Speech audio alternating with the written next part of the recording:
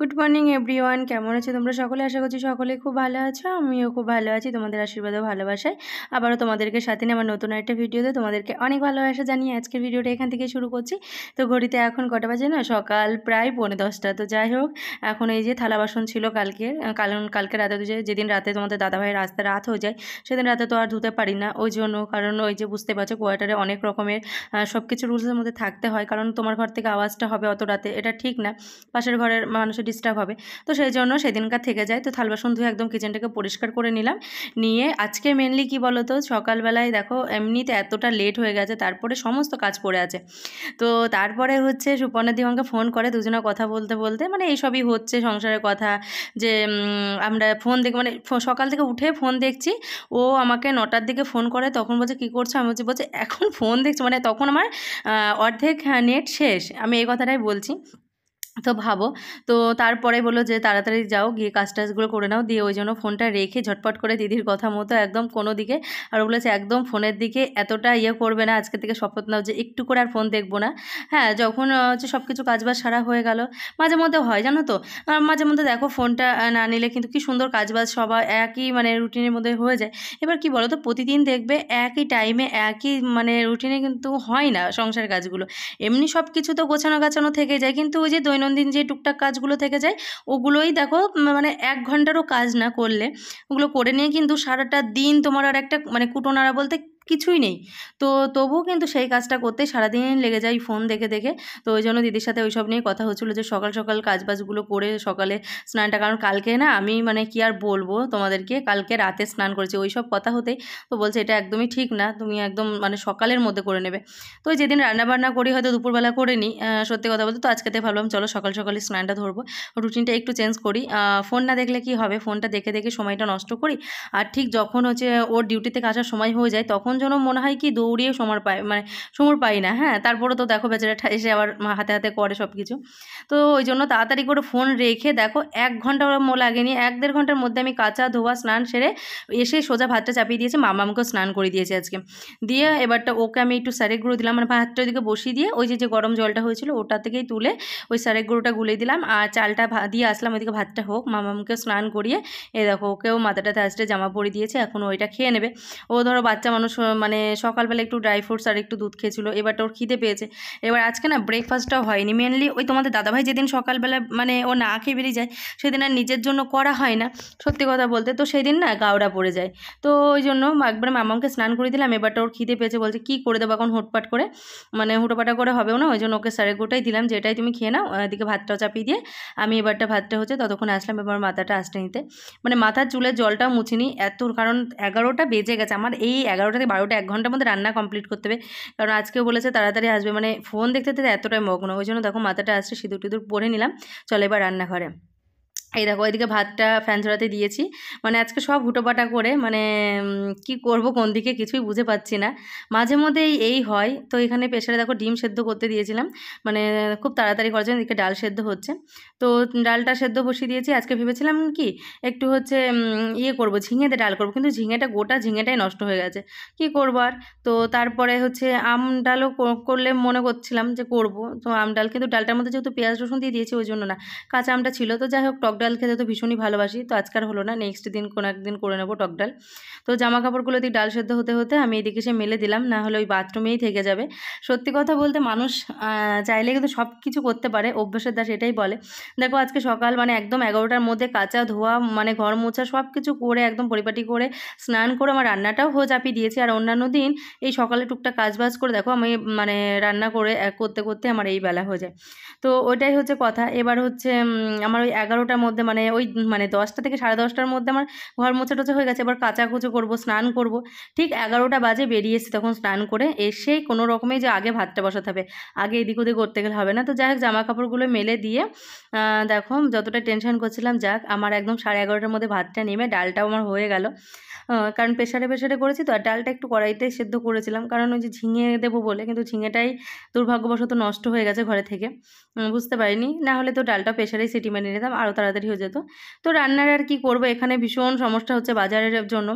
এমনিই তো এখানে মাছটা পাওয়া যায় না, দেখো মানে যে মানুষ মাছ ছাড়া ভাত খাওয়াটা অসম্ভব। আমার মেয়েটার ভীষণ প্রিয় মাছ, সত্যি কথা বলতে পরিস্থিতিতে পড়ে।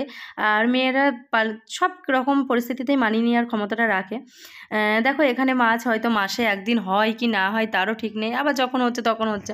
কারণ এখানে তো আমাদের বাজারের মতো না প্রত্যেক দিন তুমি মাছটা পাবে, আর বাজারটা অনেক দূরে, কবে যাবে তাই।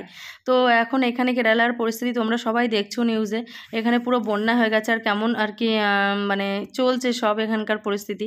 তো গাড়িও যেতে পারছে না, নিচেটা পুরো বন্যা। তো আর কি করা যাবে, ওই জন্য মাছ টাছও আনতে পারছে না, আর সবজির গাড়িও আসছে না। তো এই হচ্ছে ব্যাপার। আর স্টোরের মানে ডাল চাল দিয়ে তুমি কদিন চালাবে বলো, মানে সবজি আলু এগুলো তো দরকার। তো এদিকে ডিমটাকে ভালো করে কষে একদম মানে ডিম আলু মশলা দিয়ে একবারে কষে জল দিয়ে দিলাম, এদিকে হতে থাক। তোমাদের দাদাভাই চলে এসছে ফাইনালি, তো ও এসেছিলো তখন আমার ডালটা হয়ে মানে ডিমটা করছি। তো আমি বললাম দেখো আজকে এরকম এরকম হচ্ছে, হ্যাঁ যাই হোক। তো বলে ঠিক আছে করো, 12:30টার মধ্যে তো হয়ে যাচ্ছে।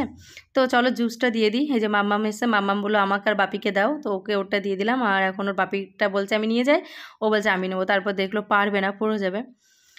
তো এইদিকে দেখো আমার ডিমের ঝোলটা ফুটে গেছে। আর আজকে ডিমের ঝোলটা আমি একদম মানে কাঁচা লঙ্কা দিয়ে করেছি, আজকে শুকনো লঙ্কা দিইনি, ঝটপট করে। আর কাঁচা লঙ্কা দিয়ে তরকারি খেতে আমার ভালো লাগে, ভালো লাগে না তা না, কিন্তু শুকনো লঙ্কাটা তো কালারের জন্য ভালো। তবে কাঁচা লঙ্কা তরকারি জানো তো আমি ছোটোবেলায় খেতে খুবই পছন্দ করতাম। আমাদের বাড়িতে শুকনো লঙ্কা তরকারি 12 মাস, মানে বাবার বাড়ির কথা বলছি, আমার শ্বশুর বাড়িতে কাঁচা লঙ্কা খাই। তো সত্যি কথা বলতে শুকনো লঙ্কা খেয়ে খেয়ে মুখের সাথে না আমারও ভীষণ অভ্যেস হয়ে গেছে, একটা বাজে অভ্যেস। মানে শুকনো লঙ্কাটা খাওয়াটা তো ঠিক না একদম, কিন্তু ওই ডেলি খেতে খেতে না সয়ে গেছে, যেটা বলতে মানে তোমাদের দাদাভাই তো শুকনো লঙ্কা পছন্দ করে না, ও কাঁচা লঙ্কা খুব পছন্দ করে, কিন্তু ওই সেটা হয়ে ওঠে না। ওই ডিম মাংস করলে ওই শুকনোই দিয়ে ফেলি, তো বলে এগুলোতে ঠিক আছে শুকনো লঙ্কা দিলে বাদ বাকি সব কাঁচা লঙ্কা দিয়ে করবে। তো আজকে দেখেছো কাঁচা লঙ্কা দিয়ে ডিমের তরকারি করেছি, আর ডাল হচ্ছে, ভাতও হয়ে গেছে, রান্নাবান্না কমপ্লিট। তো তারপরে তোমাদের দাদাভাই যেহেতু ডিমের এইরকম অমলেট করে ঝোল খুব পছন্দ করে, আবার গোটা ডিমও করে, তো বলছে আজকে একটা অমলেট করে দিয়েও নিয়ে নেবো দেব। তো তারপর আবার একটা করে দিলাম ওর জন্য, দিয়ে ঝোলের মধ্যে মিশিয়ে দিয়েছি, বেশ হয়ে যাবে। এবার খাওয়া দাওয়াটা কমপ্লিট করে নেবো। দুপুরে খাওয়া দাওয়ার পরে ওকে একটু ঘুমোতে বললে ও ঠিক ঘুমোতে মানে আমাদের সাথে মজা করবে, ওর বাপিকে জ্বালাতন করবে, ওর বাপিকে একটু রেস্ট করতে গেলে মানে বাচ্চা মানুষ যেগুলো হয় মা বাবার সাথে যেগুলো করে, তো সেইগুলো মজা করে করে ও ঠিক যখন মানে 1 ঘন্টা আধা ঘন্টার আগে ওর তখন ঘুমিয়ে পড়ে। তো কিন্তু বাদাকও কোনো খিজি করে না, যখন ডেকে দিই না নিজেদেরই রাখতে খাটবে, এই মেয়েটা কেবল ঘুমোলো। তো যাই হোক ডেকে দিলাম, ও উঠে দেখো সুন্দরভাবে চলে গেল, ও নাচ আছে আজকে, ক্লাস আছে, ওই জন্য চলে গেল। তো ওকে দিয়ে আমি এসে এদিকে এখন আর কি মুখে একটু ফেস ওয়াশ দিলাম, কারণ ঘুমিয়েছিলাম তো আমার চোখটা লেগে গেছে, একটু হাত চোখে মুখে আর কি ফেস ওয়াশ দিয়ে ভালো করে ক্লিন করে একটু চোখে মুখে জল দিয়ে নিই, কারণ ওই সারাদিনের ক্লান্তিটা কেটে গেল।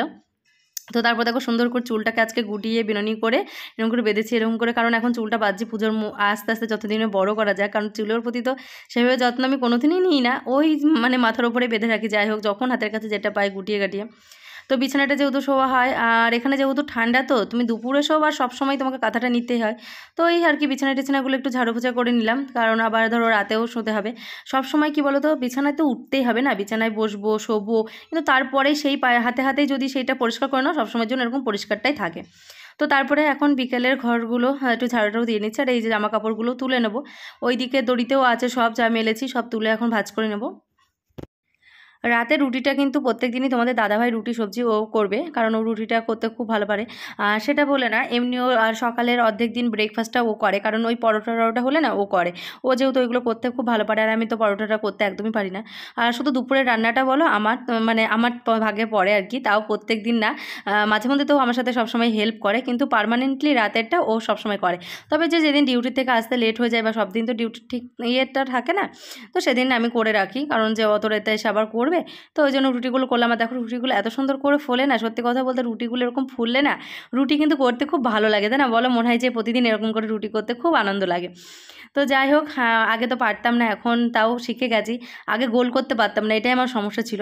আর যদিও বা রুটি হতো, রুটি ফুলতো না, শক্ত হয়ে যেত, আর এখন এত সফট হয়, এত মানে পাতলা করে করে একদম গোল, তোমরা তো দেখলেই তোমাদের সামনে। তো যাই হোক একদম রুটিটা হয়ে গেছে, তো সব কিছু খাবার টাবারগুলো এখানে গুছিয়ে রাখলাম।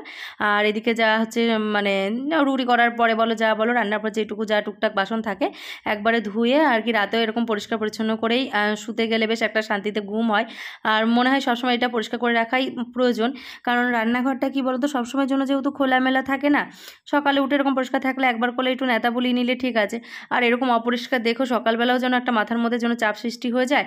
আর অপরিষ্কার ব্যাপারটা না রাখাই আমার মনে হয় ঠিক, কারণ দেখো যেখান থেকে আমাদের সারাদিনের আর কি খাবারটা আর কি জোগাড় হয়, যেখান থেকে আমরা রান্নাটা করি, তো যেখানে আর কি মা অন্নপূর্ণা স্বয়ং বিরাজ করে, তো সেই জায়গাটা মনে হয় সবসময় এরকম এটোকাটা বলো যাই হোক পরিষ্কার করে রাখাটাই বেটার লাগে। তো চলো আমি একটু হ্যান্ড ওয়াশ দিয়ে হাতটা পরিষ্কার করে নিই। তো চলো আজকের মতো টাটা, দেখা হচ্ছে নেক্সট ভিডিওর সাথে। সবাই খুব ভালো থেকো, সুস্থ থেকো, সাবধানে থেকো।